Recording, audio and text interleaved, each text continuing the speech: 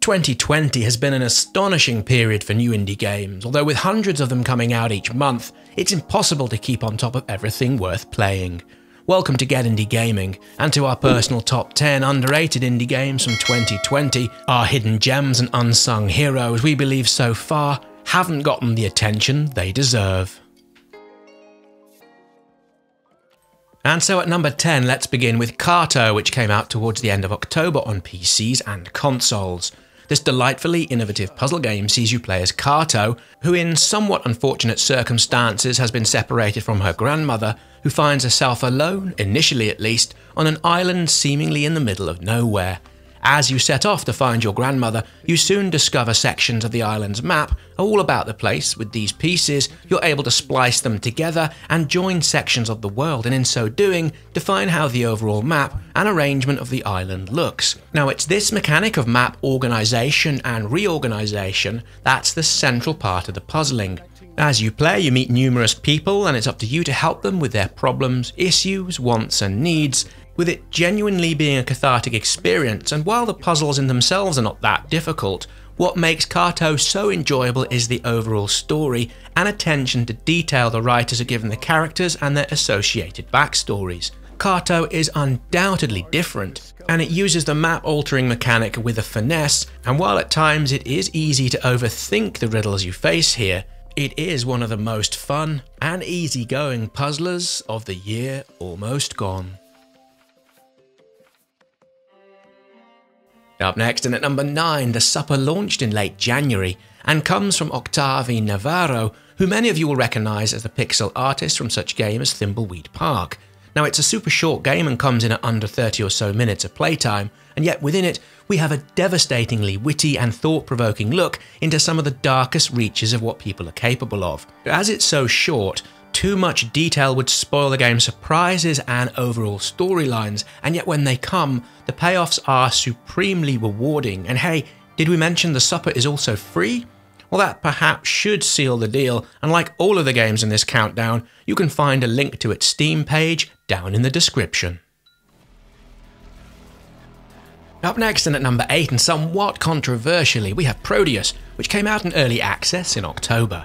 Traditionally, we've ruled out adding early access games from our end-of-year rundowns, and yet with this one, we took the decision to overturn such precedents.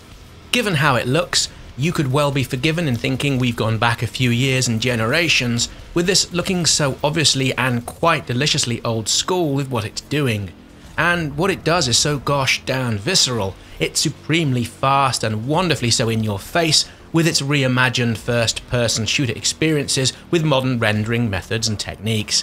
Put simply, for those of us old enough to remember, Prodeus looks like, let's say, the original Doom or Quake, and yet plays like the very recent Game Awards nominated Doom Eternal. Expected to stay in early access until the middle to late 2021, the developers are hoping to use this time to not only fine-tune the game and of course to add additional content such as editor tools and a greater focus on multiplayer, with the game's community being front and centre with the ongoing development.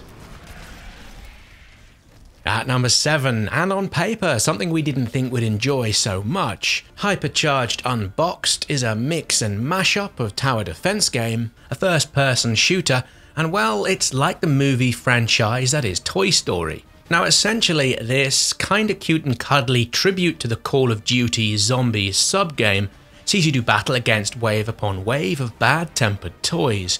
You play, as might be expected, as a hard and toughened GI figure as you defend zones from across the map in what really under the hood is a brilliant tactical game that needs as much careful planning and strategy as it does having you to be a decent shot and the ability to hold your nerve under pressure.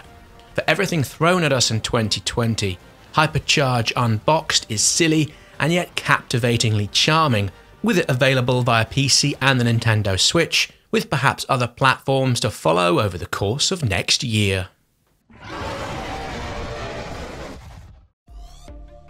Coming up next, and at number 6, in a year where we've played a lot more visual novels than usual, Necrobarista is up there amongst the best of the lot. It's a straight-up visual novel. Unlike other similar games of this past year, there's no drink making or coffee bean grinding minigames. It's pure story and character driven, inspired equally by anime and film, with it using a mix of lopped off still shots and animated sequences which feel fresh and novel within the visual novel lexicon. Necrobarista is a delightful 5 or so hours, and given the quality of writing and presentation overall, feels a shame it's seemingly not loved by half as many folks as it should be. At number 5, Art of Rally was one of the games we most enjoyed playing all that time ago when show floor visits were still a thing at EGX in London back in October of 2019. We kept coming back to the demo time and time again over the 3 days we attended the event, and each time it left us wanting to play it even more. If you weren't aware, Art of Rally comes from the developer who gave us Absolute Drift, and the genius of that game clearly shines through within this new offering. Aside from the highly polished overall design, with its muted colour palette that in all cases looks so very pleasing, we have one of the most enjoyable top-down arcade races of the past few years. Now, while we do love our races, we're in all honesty not super fans of those super realistic simulators we know many folks adore. You see, that's just not us, with us subjectively enjoying something that's just a little bit more simple around the edges. That said, this does nothing to take away the technical needs of playing and getting good at Art of Rally. To succeed, you need to control the cars, naturally enough, and there's more than 50 of them, ranging from a dinky Mini right up to the beasts of the Group A and B machines from the heyday of the 80s and the 90s. You need a nimble finger and wrist skill set as you power on through the straights and drift your way all the way around the corners. Unlike most, if not all rally-centric games, there's also no co-driver, so you don't have the audio barking out pace notes or the driver instructions, which again feels a perfect approach in keeping this one as simple as possible. Now, if you want some complexity, you can fettle around some of the car's perimeters, although we didn't bother messing around with these too much. We just used the car's default settings and had plenty fun with keeping things as they are. Now, as a package, Art of Rally feels an honest and great-natured tribute and homage to rally car racing, and while for some it might be a little too casual, we hope it makes its way over from PCs to consoles, especially to the Switch, where in handheld, we think this could be a proper unit shifter.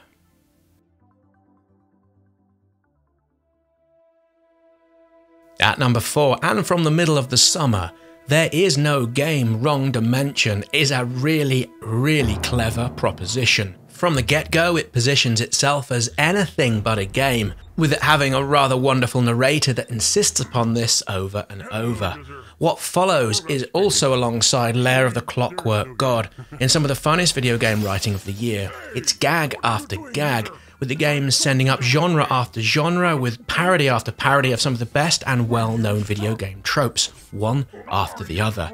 In a game like this, in doing what it does, it would have been ever so easy to have gone over the mark of something so self-referential, and yet, here in There Is No Game Wrong Dimension, well, it never does, and at no time does it stop offering laugh-out-loud material. For some, well, this might be a touch too meta, and again, some may think it's perhaps trying a little too hard, and yet, in all honesty, for us at least, this really doesn't matter. It ticks the boxes in so many areas, and if you haven't yet seen this one, please go check it out, with it available via Steam. At number 3, and by far and away the game in 2020 we spent the most time playing in couch co-op. Arguably the most well-known game in the rundown, Moving Out came out in April and has found a home on PC and all of the usual consoles. The comparisons to, let's say, Overcooked are simple enough to make. We get that and love that franchise dearly, and yet side by side, we would, as we come towards the end of 2020, 9 times out of 10, play Moving Out instead of the mad cat game of chefery and super health and safety unfriendly kitchen working environments. There's just that little bit of extra spark of mania here, something that adds to how zany and difficult it can be to play, and that's a great thing. 2 players represent a decent challenge, and with 3 and 4, well, that's a whole new multiple layers of good-natured stress and banter. This can be offset by the game's multiple accessibility options, which range from adjusting the font sizing to having more time to complete the missions, and also having the removal van empty itself when each item lands within its innards. Moving Out is terrific, We love it and can't wait to find a couch co-op game we like playing more than this one. At number 2, Welcome to Elk is a story-driven game about the act and art of telling stories. It features a woman named after a Norse goddess having arrived on an island where she's looking to work under the wings of the local carpenter. From the outset, as you play, you get to know the locals and listen in and partake with their own particular stories and tales. These are told through flashback scenes or interactive minigames, although what's most interesting is how Welcome to Elk uses the live action footage of people telling their stories with talking heads pieces to camera. Many of these tales, which offset the cartoon nature of the art style, are supremely dark and deal with some harrowing instances of death, addiction, and other really rather heavy subjects, and yet it never feels heavy-handed or, for want of a better word, mawkish. While at times a tough play, we enjoyed our time with Welcome to Elk and found it an honest and deeply rewarding experience. Welcome to Elk is yours to play on PC and the Xbox One. At number 1, and our indie game hidden gem and unsung hero of the year 2020 is the Pedestrian, which we first spotted back in January 2017 and featured it on a Kickstarter video here on the channel. Many years later, it launched in January of this year, almost gone, and sadly so far doesn't seem to have tickled as many folks' fancies as we thought it might. The Pedestrian is an exceptional and highly different puzzle game where you are looking to move your character from point A to point B, all the while moving them through interconnected signage of the kind you might find along the roadside, restrooms or other such instances. As the game moves on, the difficulty ramps up, and at the end third of the game, you're having to deal with multiple challenges and planes along which the character is able to move. The Pedestrian is an excellent and honest delight, a real joy, and something that gets better the deeper you get playing it, and genuinely, more people should go and do that very thing. So which games do you consider to have been the best from this past year not enough people have played? Drop us a comment and let us know, while also clicking that like button if you've enjoyed this video. Likewise, please subscribe to the channel if you've yet to do so, with all of the notification bells turned on. Either way, many thanks for watching, and we'll see you all here next time for another indie game video.